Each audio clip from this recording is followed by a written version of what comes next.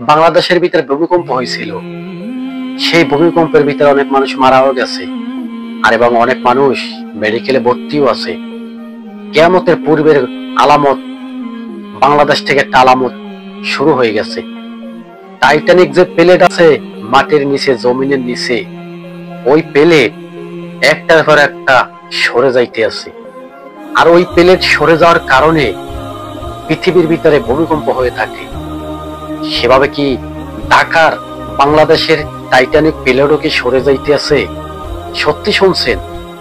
বিশেষজ্ঞরা বলছে যে ভূমিকম্পটা যে এমন ভাবে হয়েছে, শুক্রবারে 7.5 মার্কার ভূমিকম্প হয়েছে। তবে এইবার একটু চিন্তা করুন তো, যদি 10.5 মার্কার ভূমিকম্প যদি এই ঢাকার শহরে হয় তখন কি হবে? 70,000 ভবন ধসে পড়বে, মারা যেতে পারে লক্ষ লক্ষ মিলিয়ন মিলিয়ন মানুষ বাংলাদেশের। তবে এই ভূমিকম্পটা কিসের সিগন্যাল? এই ভূমিকম্পটা কি বাংলাদেশে কি কোনো বিপদ নিয়ে আসছে? দেখুন, আল্লাহ তাআলা রব্বুল আলামিন কখন মানব জাতির উপরে গজব শুরু করে? যখন পাপ, ন্যায় বিচার, ভয়ঙ্কর ভয়ঙ্কর শাস্তি দেবে তখন। যখন দেখবেন মানুষের হক মেরে খাইছে, যখন দেখবেন যে গরিবের উপরে জুলুম চলছে, যখন দেখতে পারবেন পৃথিবীর ভিতরে ন্যায় বিচার নাই, যখন দেখতে পারবেন কোরআন অনুসারে একটা রাষ্ট্র পরিচালনা করছে না, তখন ওই রাষ্ট্রের ভিতরে ভয়াবহ বিপদ আসবে। এরকমের ঘটনা বাংলাদেশে ঘটল শুক্রবারে। গেছে শুক্রবারে, সময় পাই নাই, আপনাদেরকে একটা ভিডিও দেব, ভিডিও দিয়ে আপনাদেরকে সতর্ক করব। বিশেষজ্ঞরা ইতিমধ্যে আবার জানিয়ে দিচ্ছে ভূমিকম্প শেষ হয় নাই, ভূমিকম্প শেষ হয় নাই, ভূমিকম্প এখনো রয়ে গেছে।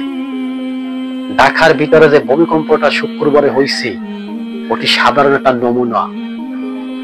তবে ঢাকার ভিতরে বিশেষজ্ঞরা যে গবেষণা করে যা পাইছে যে ভূমিকম্প হইবে, এমন ভূমিকম্প লক্ষ লক্ষ মানুষ মারা যাইতে পারে এই ভূমিকম্পে। আমরা মনে করছি আমরা বসে আছি, অন্য অন্য রাষ্ট্রে ভূমিকম্প হইতে আছে, আমরা মনে হয় রক্ষা পাবো ভূমিকম্প থেকে। কি করে সম্ভব? আল্লাহর কাছে সবাই নামাজ পড়ে দোয়া করুন, হে আল্লাহ আমাদেরকে হেফাজত করুন, ভূমিকম্প থেকে রক্ষা করুন। দেখুন, ঢাকার ভিতরে একটি আতঙ্ক শুরু হয়ে গেছে। এখন মানুষ ঢাকার ভিতরে জীবনযাপন করতে ভয় পাইতেছে। ঢাকার ভিতরে যে সমস্ত বিশাল বড় বড় অট্টালিকা করছে, বড় বড় ধনী ধনী মানুষরা, তাদের বিল্ডিং, কারখানা জানি ধ্বংস হয়ে যায়। কেন জানেন? খুব কষ্ট লাগে ভাই, কষ্ট লাগে। আজকে বাংলাদেশের ভিতরে কোনো গরিব মানুষ থাকতো না যদি বাংলাদেশের ভিতরে বড় লোক যত মানুষ আছে তারা যদি গরিবকে যদি আজকে আশ্রয় দিত, এই গজব, মহামারী, ভূমিকম্প এগুলা কিছুই হইতো না। আজকে দেখুন, ঢাকার ভিতরে মাত্র সিগন্যাল দিছি, তুমি লক্ষ লক্ষ মিলিয়ন মিলিয়ন টাকার মালিক, একটা সাধারণ ভূমিকম্প দিয়ে তোমাকে ধ্বংস করে দিতে পারে। এটি মাত্র আপনাদেরকে সিগন্যাল দিছে। সামনে যে ভূমিকম্পটা হইতে চলেছে, এই ভূমিকম্পটা ইয়ার চেয়েও ভয়াবহ ভূমিকম্প হবে, যেখানে বলা হয়েছে 70,000 ভবন ধসে পড়বে, মারা যাইতে পারে লক্ষ লক্ষ মানুষ। শুধু ভূমিকম্প না, এই ভূমিকম্প হইলে গ্যাস সিলিন্ডার ব্লাস্ট হয়ে আরো বিপদ আসতে পারে বাংলাদেশে।